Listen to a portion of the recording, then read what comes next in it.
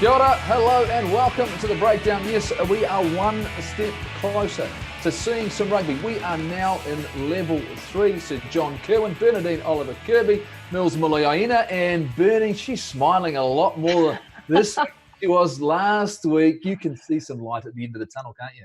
Yeah, do you reckon the queues at KFC would be good to go about now? What do you reckon? Massive. No KFC queues where you are though, Mills. What you have been doing, you've been busy. You've managed to put a clock on the wall that doesn't work. Wonderful. Like what you've done with the place. You like that, do you? I mean, it's been sitting here for a while. Joe's just left it in the room, so now it's giving me an opportunity to put it up. But no battery in this clock, mate. We're on beach time here in Waihi Beach. But JK, for you, I don't think you've moved since last week. You're the same place, same time. Groundhog Day, people. Groundhog Day, but we're out. And I've got a little bit of a challenge. I reckon we'll be watching live footy in 5 weeks. There you go. Wow, 5 weeks. Well, here's hoping. Here is hoping. Bernie, though, I'll tell you what, Ezra, we talked about it last week. There's plenty to talk about, plenty going on. What's in the news this week? Yeah, it's going to take a little more than 5 weeks, 9 months, in fact. But some good news on the rugby front. Beauden Barrett, he's going to be a busy man in September, not just with rugby. We're hoping that's the case, but also the pitter-patter of tiny little Barrett feet. So congratulations, Bodie and Hannah. That's great news. But I think there's going to be sweepstakes up and down the country, guys, not whether it's going to be a boy or a girl, but what province this baby will play for. Should it be, I don't know, playing rugby or maybe even some netball? What do you reckon? Born in Auckland. That's how you use a sabbatical, JK.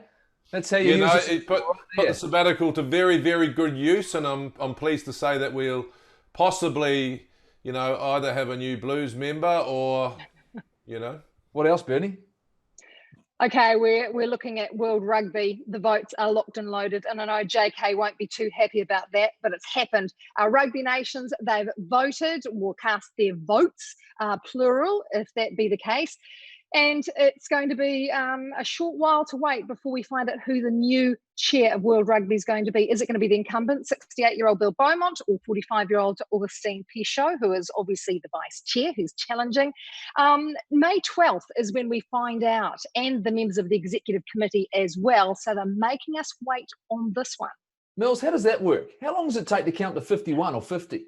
Oh, I don't know. Obviously, a very, very long time. So they had the votes in now, and now they're making us wait on 2 candidates. I don't understand this, man. I think as you mentioned, 50 votes. Does it take that long? Recount. Yeah, 51. The reason they're doing it, Jeff, is purely because it's being done online because of the whole COVID process. So they're waiting just in case there's any technical issues, which, someone on dial-up. Hang on a minute. Someone on dial-up or something. Bernie, hang on a minute. Can you guys count my hand? Is that one? I mean, how hard is this? You're breaking up, JK. Yeah. But it's not your hand that counts, JK. No, Millsy, you didn't want my vote, so you couldn't hear. Sorry, JK. I mean, for me, this just sums up World Rugby. In today's day and age where everything is online in 1 second, they are making us wait. I mean, please. It is very odd, isn't it? But I looked it up because I thought this is bizarre. May 12th, why the wait? But because it's all being done online, just in case there's any technical issues. However, issues is one thing, Jeff, that we know Rugby Australia's had in bags, hasn't it? But Raylene gone by lunchtime. In fact, earlier than that, the board held a secret meeting on last Wednesday night. By Thursday, she had resigned. Now, she caught wind of this meeting. Isn't it just bizarre that the board obviously held no confidence in her, yet they let her attend interviews, meetings, while she was flying the flag for Rugby Australia? They let her do those. I think that is just bizarre. They got the wobbles when they got a letter signed by 10 former Wallaby captains. I know we talked to Tim Horan a little later, and he'll shed some light on that, I'm sure. But the fact that the board acted only once they got that letter is bizarre. Castle took months and months of criticism. Some of it was warranted, some of it was not. Where was the board and the chair then? All of a sudden, they're leaping to her defence, hugely contradictory.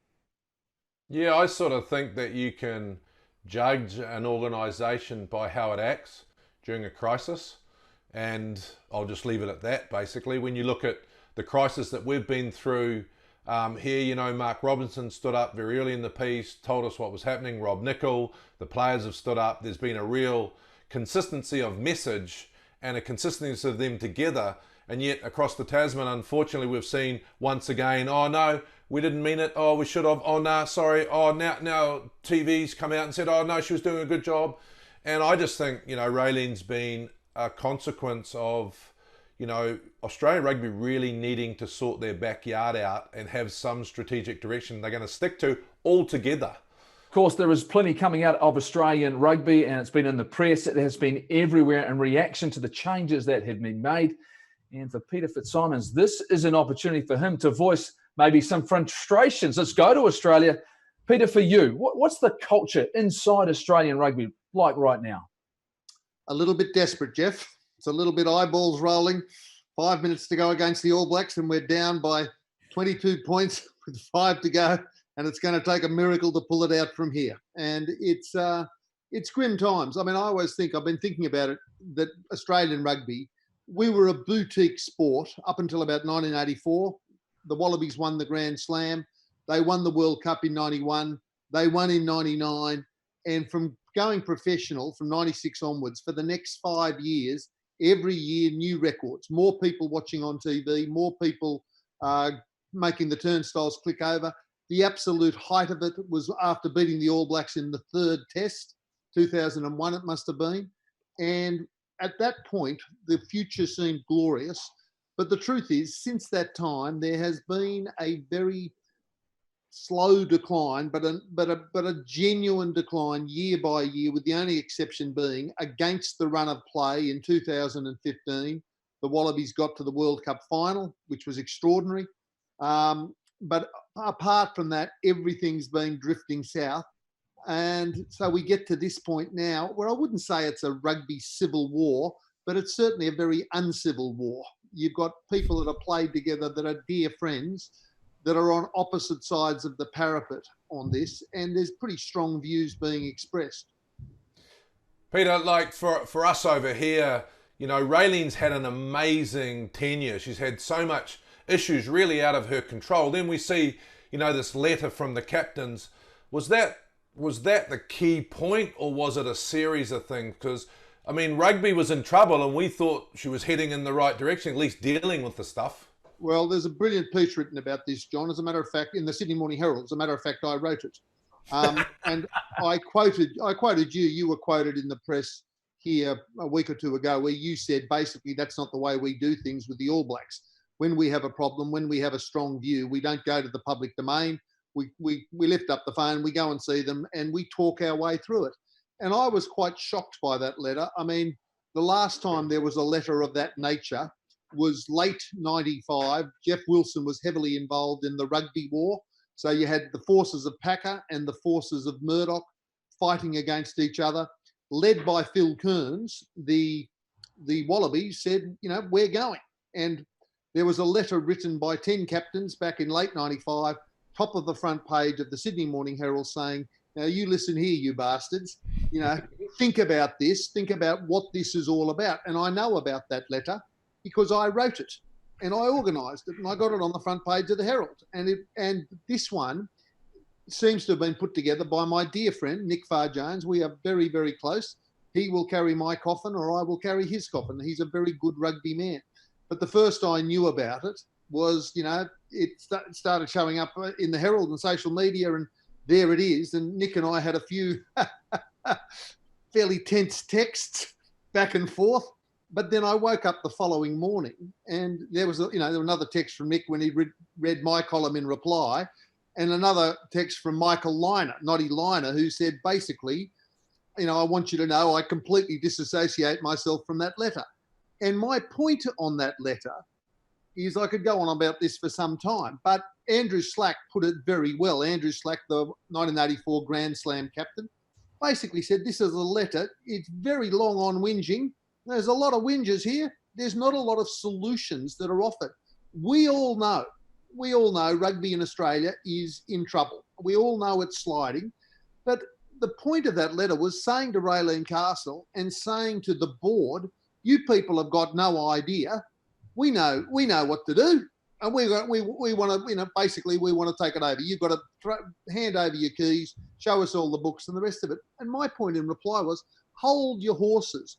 People like Paul McLean, a seriously good Wallaby, good rugby man with a great background in the game, with serious business acumen, backed by people over the years like John Eales, Brett Robinson, Phil Waugh's on there at the moment, Michael Hawker, who's been there. Do you have faith that now that everything's sort of played out in the public going forward, do you have faith in Australian rugby, but not just off the field, but also on the field in terms of your depth? Do you have faith in that? Well, I don't. I've been saying on radio here, and I've said it in New Zealand as well, that the way back is a very long way back. This is not the end of rugby in Australia. We will go on. We'll always have people that like to run into other people. But I think I said on New Zealand radio that, I did say on New Zealand radio and Australian radio, the way back's a long way back. We should not talk about winning the 2023 World Cup or the 2027 World Cup. Next thing I know, I get a text from my dear friend, Andy Hayden, whose opening remark was, "You are wrong."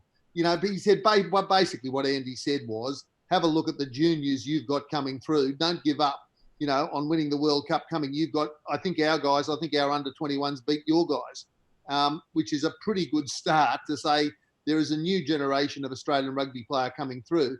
But when this comes back, the world is now divided into three ages. There's pre-plague, there's plague, and there's post-plague. And when we go into post-plague, the world's not going to look like the world was with pre-plague. And there won't be guys running around in Wallaby jerseys pulling in $500,000 a year or $1.2 million a year, as I think one of them's on. The reason is there's not going to be that money. And so we will have to say to the most heavily paid, listen, if you can do better in France or you can do better in England, good luck. Well, Peter, it's been so good for you to be able to shed some lights on the way that you see things, certainly how things have unfolded in Australia. We're hopeful here. We are brothers in this across the Tasman. We're hopeful that things can sort itself out, but please keep writing the great articles and columns you do.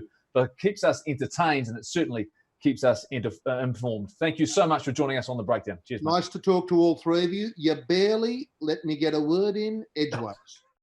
Well, as we've heard, everyone has got something to say about that letter. And Bernie, I'm going to bring you back in here because the reaction has been strong across so many fronts. Absolutely. Hugh Cavill is an Australian scribe who's taken great joy in writing an open letter, a satirical open letter to Rugby Australia. This is in direct response to that letter written by 10 former Wallaby captains who were hugely critical of the governance of Rugby Australia, and they demanded change. They sure got it, didn't they? A little excerpt from their letter. In recent times, the Australian game has lost its way. It's a defeat inflicted not by COVID-19 or an on-field foe, but rather by poor administration and leadership over a number of years. It goes on to say, it is with this in mind that we ask the current administration to heed our call and stand aside to allow the game to be transformed so we can emerge from this pandemic with a renewed sense of unity and with purpose. Well, Cavill's piece is a sarcastic take on the Wallaby skips and what they demanded, a letter that really was a little light on detail, and he picks up on that. Cavill also takes a pot shot at the skippers, insinuating that it's a bit of an old boys club with a twist of sexism, writing, "When good Aussie rugby men were in charge, we were riding high." Who are the Aussie skips calling for change? Well, 11 became 10 when Michael Lynagh asked for his name to be removed from the letter, saying that he wasn't fully briefed on the protest letter. The 10 are led purportedly by Nick Farr-Jones. Those 10 indicated that a plan was needed. And again, Cavill takes great joy in taking the mickey. That's right, we need a plan, he writes, not just any plan, one for the future. Well, naturally, because we all know what's happened in the past. As one punter put it when he read Cavill's piece, Cavill delivered lashings of irony followed by an after-dinner mint stewed nicely in a mellowed, reduced sauce of sarcasm. By her own admission, Raylene didn't get everything right, but every decision that she would have made would have had the go-ahead, the rubber stamp from the board and its chair, the very board that by stealth rolled her, but only after a public letter from 10 former Wallaby skippers. One name that wasn't on that letter was Tim Horan. Can't wait to hear why not. That's right, Bernie. Tim Horan joins us now from Australia. Tim, it's been a massive week for Australian rugby. A lot of change coming, and it's going to come thick and fast. Some former captains, a lot of the guys you have played with, voiced their opinions. Where did you stand on the letter that they presented to the public and to Australian rugby about the direction it should go and the changes they wanted to make? For me personally, I never got offered to sign the letter at all. So, and I don't think I would have signed it. I would have probably come through the front door. But I understand the passion and the support, behind what the captains were trying to achieve and trying to achieve a position where they can actually, try and grow the game and what's best for the game. Personally, I would have probably tried to go to the board and try to understand a bit more about what was going on. But I understand people have different reasons, and the 10 captains are trying to take this forward now. Tim, for us over here, you're one of the greatest centres of your time. And John O'Neill came out the other day and said, I had a team that was winning all the time that might have masked some of the ongoing political problems. But we seem to be getting over here always fractions against each other. The captains this time, and then the television coming out and say you shouldn't sign this. Is that part of the issue, or is there factions that are united that can help solve this? Well, as we know, in Australia, it's a pretty competitive landscape in sport. You've got NRL, you've got Aussie rules, of course, rugby union, A-League being the soccer. So it's a pretty competitive landscape. So I think, JK, you're right. There is some fractions that, there's politics in every sport, but in rugby in Australia, there's a lot of politics about, who's going to run the game, why they're going to run the game, grassroots level. The Wallabies have to be winning, and John O'Neill's right. If the Wallabies start winning some matches, and we saw what happened last year in Perth, where what a match that was against the All Blacks, and all of a sudden the next day there were people everywhere wearing Wallaby jerseys. I haven't seen that for probably 10 or 15 years. So disappointing in the Rugby World Cup, but yeah, you're right. I think you probably got to go from the top to the bottom. I think you got to go. The Wallabies are our window shop. They're the ones that the kids grow up to look and try and have someone they can aspire to. That's the top level, and then you have to make sure the grassroots is right. If you get the grassroots right, they'll all aspire to be a Wallaby one day and pull on a gold jersey. They may not always happen, but that's where we've got to get to. You talk about, starting, right up the top and things like you talk, the captains have got their way, obviously, with what's happened in the boardroom and things like that. You've had issues there, but the grassroots, have you actually really got that depth that you actually really need to make sure that the Wallabies do end up, winning those games? Have you got depth in your game over there? I think we've got depth in the last couple of years, Mills, from the under 18s, which is the old schoolboys, and also the under 20s. So we've seen their programs coming through. So I think what's happened the last couple of years, it's really difficult for us to hold schoolboys, really talented schoolboys, for that year after school, maybe 2 years after school, because the league scouts, the AFL scouts come with some pretty big checkbooks, and really a first year out of school, we can probably really only offer between 20 to maybe 50,000 Australian dollars max. That's for a very talented player, schoolboy. Post that, you get rugby league clubs offering over $100,000. So difficult to hold our talent. I think we've done a pretty good job the last couple of years. But yeah, you're right, Mills. There's good young players coming through. We just need to develop those players. On social media, Tim, you put out a 5-point plan. Well, 2 of them already, 1 and 2 are done and dusted. But then you start talking about the construct of what maybe professional rugby will look like going forward. You talk about possibly the Pacific Islands and Japan. Do you see that Pacific Rim as the direction that's going to be in the best interests of Australian rugby? Well, I think Super Rugby, as we know it, is going to be difficult to continue. I saw the other day that Air New Zealand probably won't fly out of Buenos Aires. The travel, something like $26.5 million to travel everyone around for Super Rugby. That's probably not sustainable going forward. So we would love to continue playing, South African teams. They're, a great part of the rugby nation, and obviously the world champions. I think playing test match level is really important. The Springboks, Argentina. But yeah, I think, Goldie, going forward, Australia, New Zealand teams, I really think Japan's really important, and in time, the USA. But also the Pacific Islands, we can't forget them. We've got to keep supporting them, and whether you can potentially maybe have one of them in next year? Is that Fiji, Samoa, or Tonga, or can you base Tonga in Auckland? Can you base maybe Samoa on the Gold Coast for a period of time? So it's going to be interesting times because the financial model has to stack up going forward. Broadcast revenue is not going to be there as much as it used to be. Sponsors, are they going to back off a little bit? So I think an Asian Pacific model, as much as I'd love to keep South Africa involved, and maybe you can look at maybe keeping a conference system involved, and then South Africa and Argentina are still involved, and then you only come and fly into those countries, in a quarterfinal or a semi-final time. Tim, one of the biggest concerns that we'd all have as backs is that Phil Kearns could end up being CEO. I mean, that's a worry when the front row start taking over, mate. But listen, besides some of the big decisions that need to be made, do you think, because we've been hearing over this side of the ditch that, Manly's making a resurgence, Randwick, Brothers up your way. I mean, do you think we could sustain a New Zealand, Australia competition like the NRL and then have a Heineken Cup? Yeah, potentially. I mean, that's where, a lot of support, it's moved from Super Rugby, it's moved back to clubland. And, the Shoot Shield in New South Wales is a great competition. Same in Brisbane. The Premiership in Brisbane's been really well supported. I think it's because, people get back to, serving, behind the bar or a barbecue, and you got 3,000-4,000 people at a club game.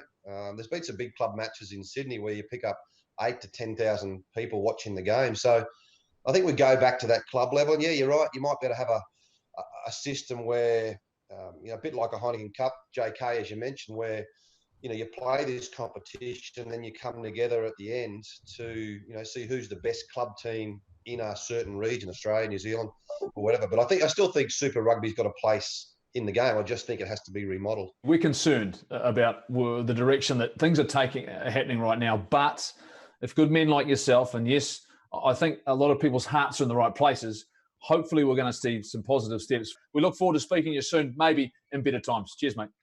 See you guys. Well, there's no doubt Peter and Tim have got ideas, the direction the Australian rugby should go, JK, but for me, it's about leadership. We talk about it in every walk of life, the fact you're going to need strong leadership. They're going to need to find that, and it can't take too long. Yeah, look, please, our Australian brothers, get together, sort this out. We need you. We want you to be strong. I think Raylene has probably paid the price, but I think the bigger issue is they need to sort out all their strategy moving forward for the next 10 years and stick to it and stick together. You've talked about it, JK. You've talked about this has been coming since 2003. There's no doubt they've got faith in the fact that they've actually got the talent mills. But from your perspective, they're going to have to make some really hard decisions about what direction they take and exactly how much they are prepared to expand their professional bubble, as well as then what they do to connect to their grassroots game. Oh, it's huge for me, Goldie. I mean, I almost thought in 2015 when they made the World Cup final, they were starting to get their act together. They've gone somewhat backwards since then. You're right. They've got massive decisions to make on the back end of what's happened last week. I've heard Tim talk about their depth and starting up, right from the very top. And when you start at the very top, you've got to get results. And so, how long will it take for them to actually get results? And when I say results, I mean over the All Blacks and things like that. And so when you're starting at results and then working your way back down to grassroots, I mean, what does that look like? So there's some real uncertainty, over the ditch at the moment. I'm hopeful that they can get it right. But at this stage, when you're talking depth in that, I don't have any confidence that they have got much depth going forward.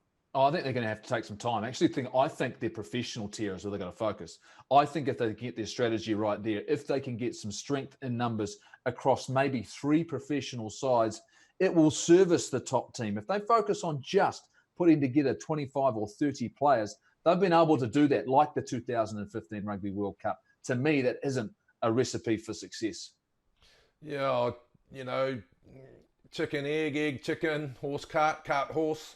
When you start talking about your top team winning, unless you've got your structures right, that's pretty tough. I mean, I always know that you've said, Jeff, that they've got too many teams. So maybe they need to relook at that, going back to 2 really strong sides with the competition strong. You've got a great national side. So some short-term pain for some long-term gain. Don't go anywhere. After the break, we head down to Queenstown. We catch up with Justin Marshall and we talk about touring in the game. We reminisce on the past and whether or not maybe it's time to bring it back.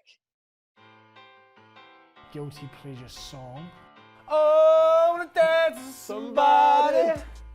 I wanna feel the heat with somebody. In high school, my guilty pleasure was a bit of like Katy Perry Firework.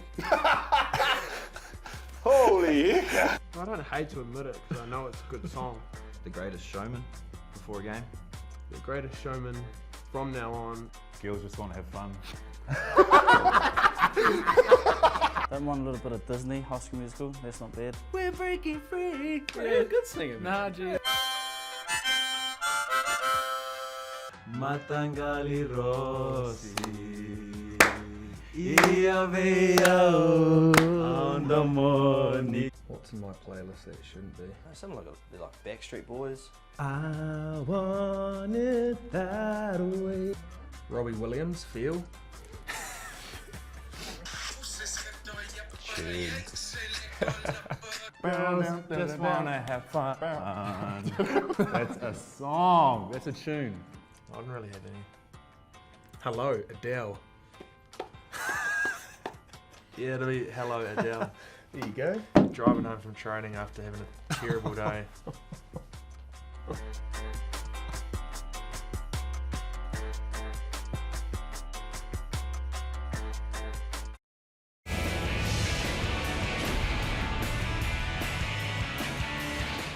So, Mertz was obviously first five, and I was coaching the backs back in those days. So we had a lot to do with each other early on, and I didn't really know a lot of people's names. So back in those days, the term shag was used a bit to get someone's attention. Hey, shag. So I would use that term all the time to get, if I wanted to speak to somebody, because early on, because I didn't know their names. Between Mertz and Chewy got sick of having to turn around every time Steve was called out, or I turned around and took his thunder. So he must have said something to Mertz about, we need a nickname, and he said, I've got one, call him Shag. So between the pair of them, that's how it happened.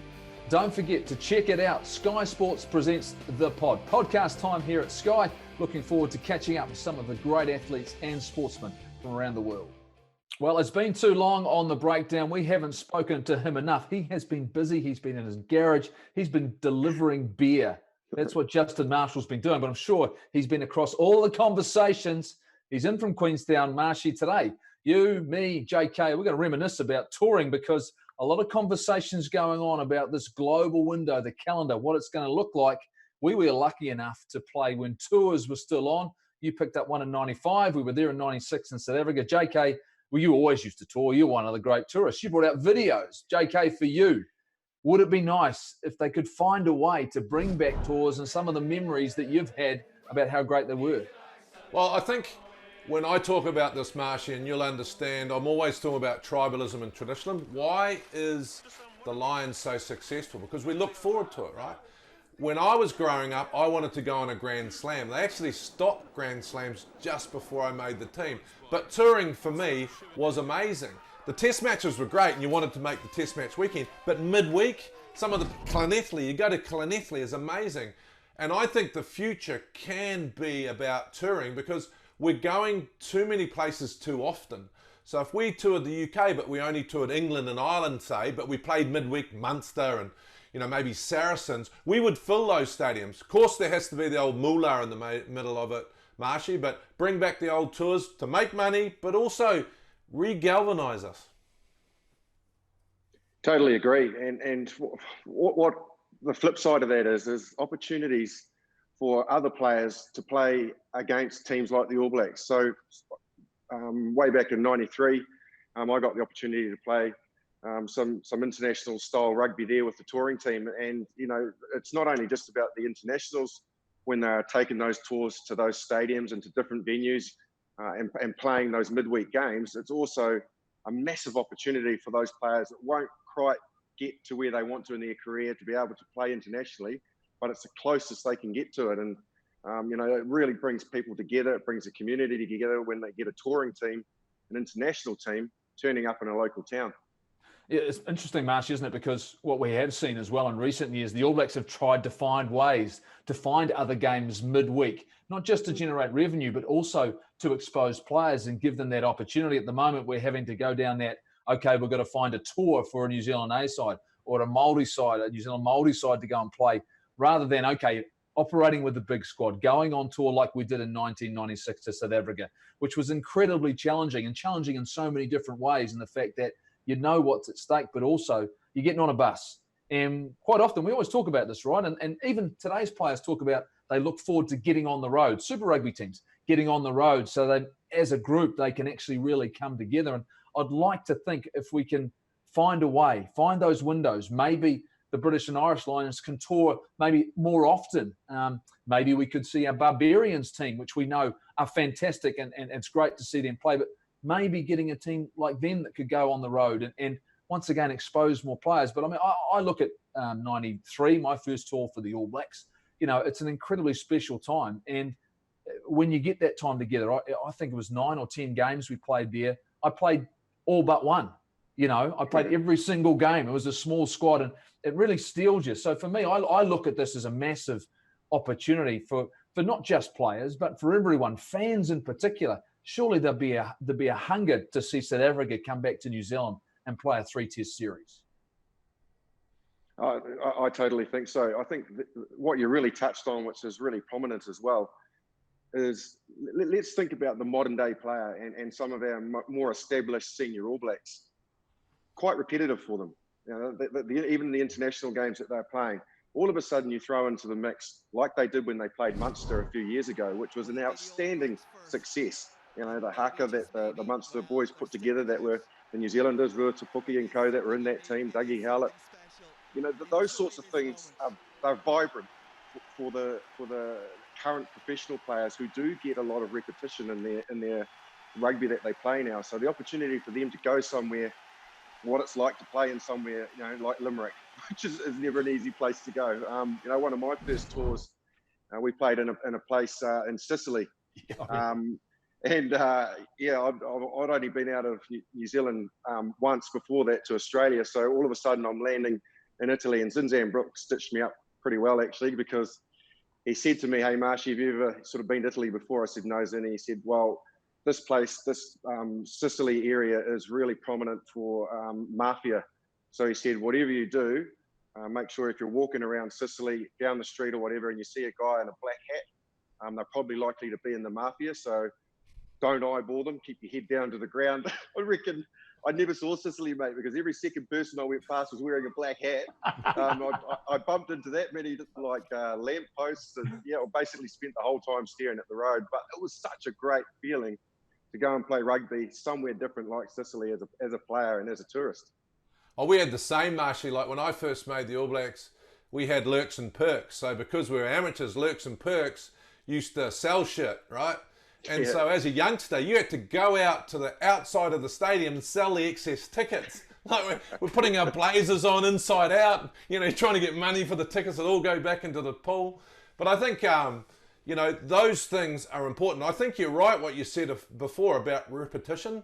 So I remember us having a discussion one night about less is more.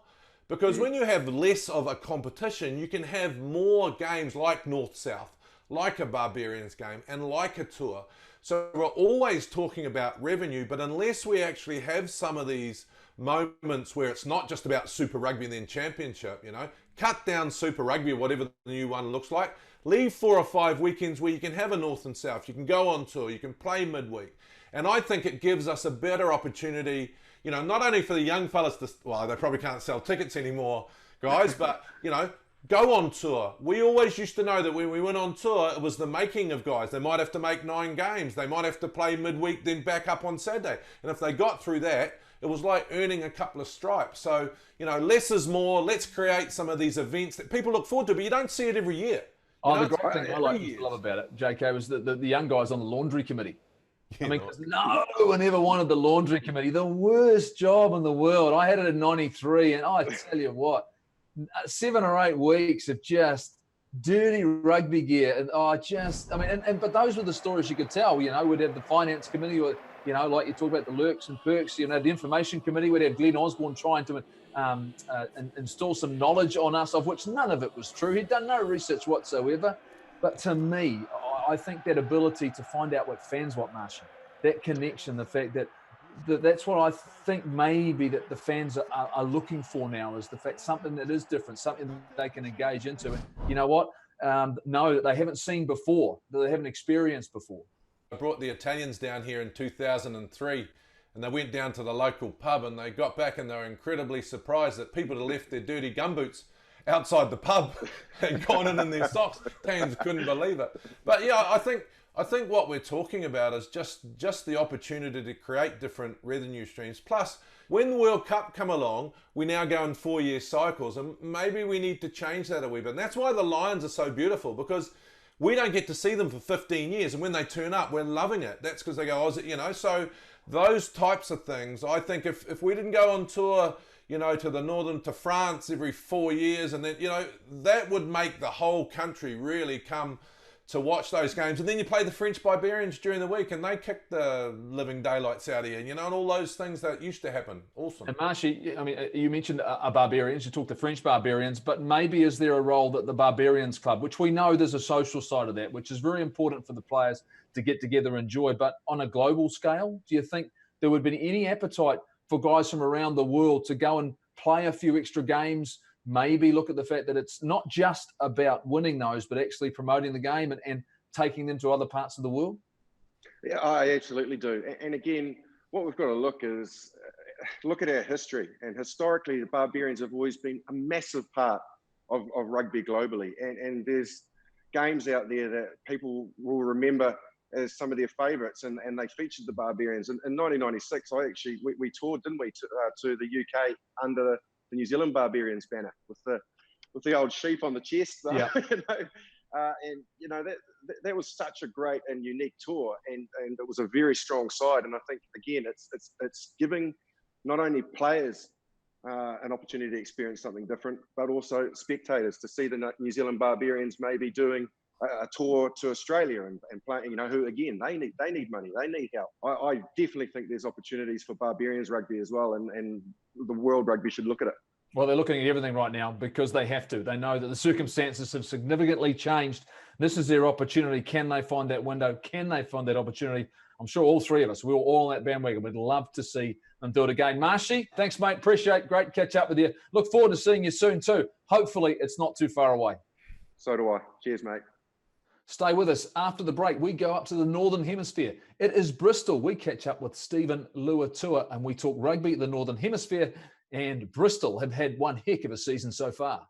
Big day for Pat Lam, who's been plotting and planning for more than a year, of course. Pat's laid out his vision from the outset. Pat Lam has said he's going for top 6 and Champions Cup rugby. We want to have the ability to play any style of game, and I think it's all about expression and playing with confidence. Braswell's going to work hard every week. What sort of level you want to play? They got to play in the Bears' den. Exactly. When you've got a man of his talents, he is just box office in every regard. Just watch me now. Just watch me now.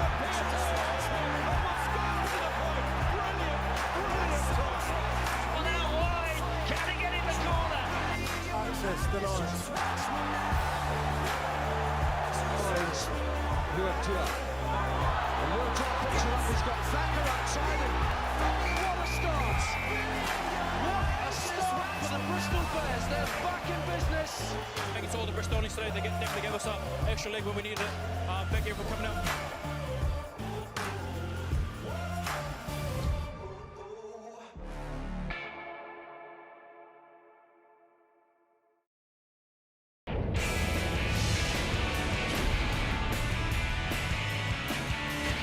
Well, it's been a real pleasure today because it's been too long. Steven Luatua, I was coaching you a long time ago at the Blues. It's great to catch up with you. You're in Bristol now. The Bristol Bears started the season in great fashion. How are you going? You're in lockdown. Any idea when you might even possibly get back out in the paddock? Hey, bud, how's it going? No idea. Lockdown, as you said, it's been a while as well. So just trying to get through the days, but very much enjoying it in my little bubble. So yeah, how are you guys? Yeah, not too bad, not too bad. Mills has been busy, doing not a lot. He's got young kids though, so I mean he's hanging in there. But for me, Stephen, I want to ask you the fact that there's a lot of chat at the moment, a lot happening around world rugby. But for you, let's talk specifically about rugby in the UK, because we had Joe Marchant come down here. He's playing for the Blues. He's talked about how significantly different it is to what he was used to at home, playing Super Rugby. Can you give us your comparison about rugby in the UK compared to the speed of the game down here? I mean, at first, my first year here was in the second division, and that was pretty tough.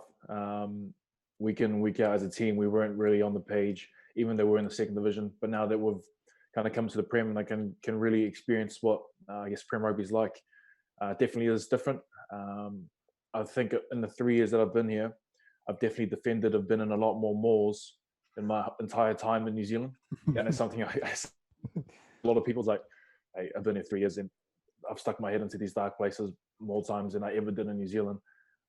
So they have a lot more set piece focus.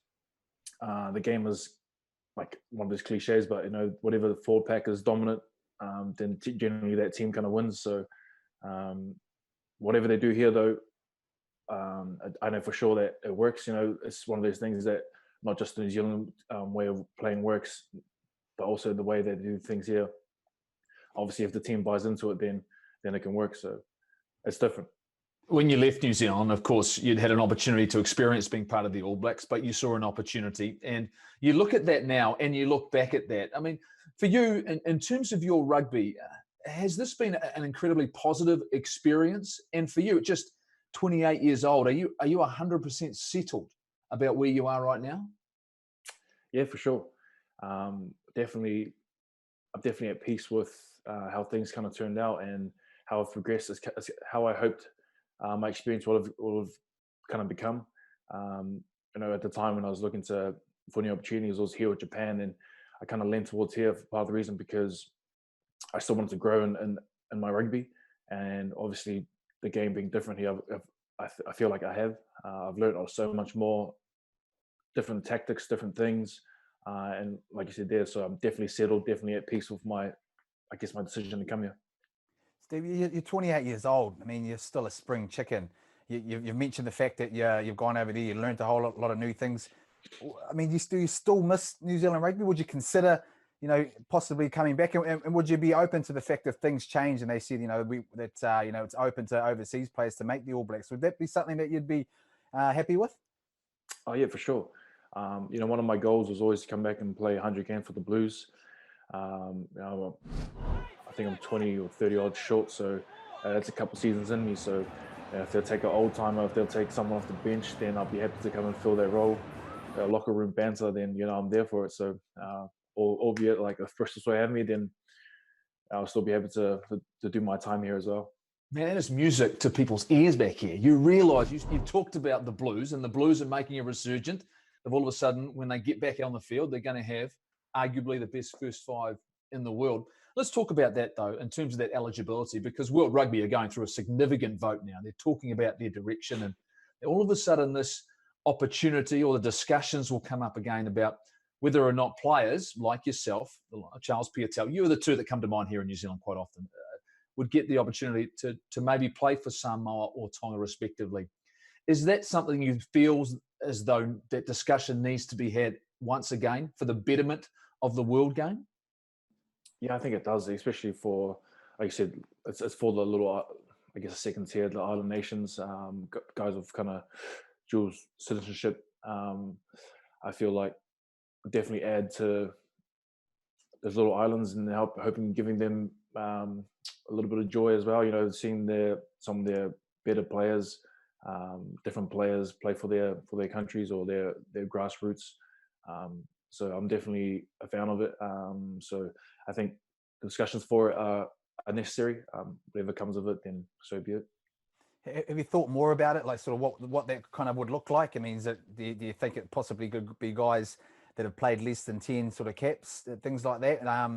There's no doubt it definitely help the island nations. But what do you reckon it should sort of really look like? Because we don't want a rugby league type of scenario, the mate matonga type thing where everyone goes back and then they don't know really who they're going to play for.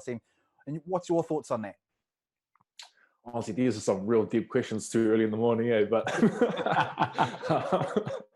actually haven't really thought about it too much.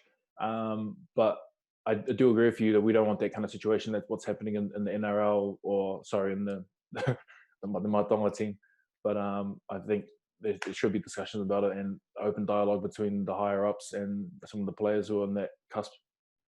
I mean, look, we come back to this because at the moment it's prevalent because of the benefit of time. And, we're talking a lot here in New Zealand about change. There was a report and a review done with New Zealand Rugby that they needed to refocus, and then all of a sudden COVID-19 happens.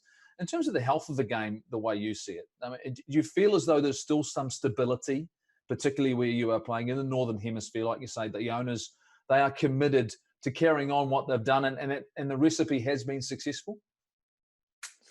Yeah, I think there is stability, but I say that from honestly from a Bristol Bears perspective. I know with other clubs and what's happening in other Premier teams, the relationship between the players and what's happened from obviously from the owner's perspective isn't as great. So hopefully we can all, this COVID kicks it in the butt and we can all kind of just settle things back down. But yeah, it's very, very difficult times. I'd say one person that needs to take more than a 25% cut, and that's John R4. I've seen him posting big rump steak, T-bone steaks. I mean, how good is that having, guys from, back home in your team are pretty, I suppose, even, Jack Heeman in there as well, from New Zealand. How comforting is that for you guys? Oh man, it's been great, honestly. Especially with kind of my transition and coming into the Bristol teams or into English rugby. I had a few, I guess, New Zealand guys with New Zealand roots. Obviously, they play for Samoa or Tonga and whatnot, but just have some familiar faces in around. Siali Pieta was my foster father for a little while. I stayed with him when I first got here. Pretty much fed me, clothed me, bathed me, sheltered me. So I was very happy with that. And then obviously Johnny joined our team a year later. But it's been great, having his experience and just showing the boys how professional you can be, even at 35, 40 years old. He's great for the environment. Mate, just lastly, you talk about, obviously, you're talking about there's a lot of players that are overseas, and you've been fortunate to be part of the Barbarian setup, and you played against the All Blacks, a memorable performance, a memorable game. We know there's a social side to that, though. There started some chat, and I think actually chat, just me talking about it, to be honest, whether or not there's a possibility if the Barbarians were to expand their role globally, maybe every so often go on tour, take players who aren't going to get the opportunity maybe to play international football for whatever reason. Would you be open to something like that? Was the fact that you took a Barbarians team down to New Zealand, down to Australia, South Africa, a little bit like the Lions, the British and Irish Lions, where all of a sudden the players who don't get their chance, the chance for you to experience the game, would you relish that? And could you maybe put a little bit of that social side away? I'm not saying completely, but put it away